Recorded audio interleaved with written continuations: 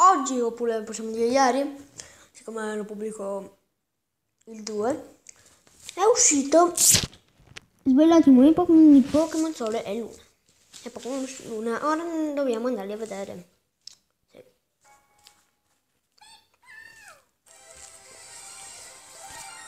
Sì.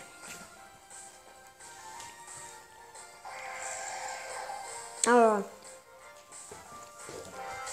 sangue sacro.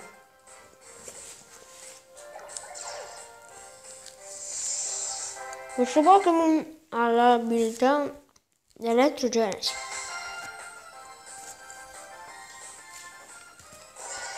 La mossa ira della natura.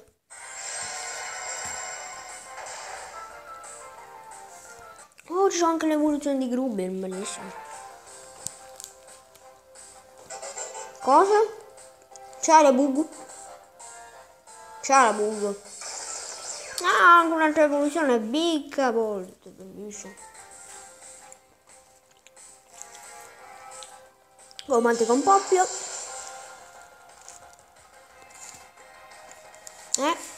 Questo qua combatte con Rowlet. Questo è Drampa. Normale drago, abilità furore e mangia erba.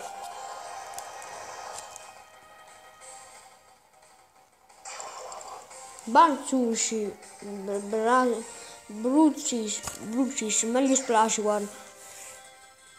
Meglio Magica. Che Gyarados, guarda. Cutiefly.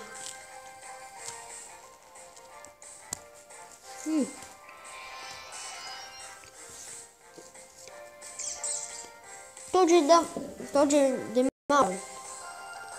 Elettro, finalmente, acciaio. Oh, guarda, ci sono anche le nuove mosse. Bene. Oh! Deve uscire il 23 novembre del 2016. Un po' di dubbi, ma... Bah, non lo so.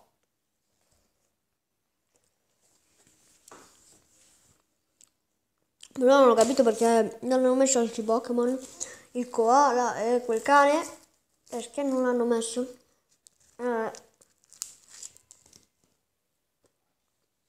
Mi è sembrati l'altra volta, non hanno manco fatto un video, potevamo fare un video.